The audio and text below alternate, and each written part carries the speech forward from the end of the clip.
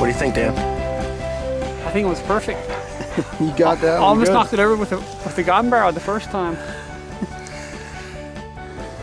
So we've been out in the field for less than 30 minutes. We've already had 11 flushes of woodcock. We shot 2 of them, and what these are flight birds, meaning that they're already migrating.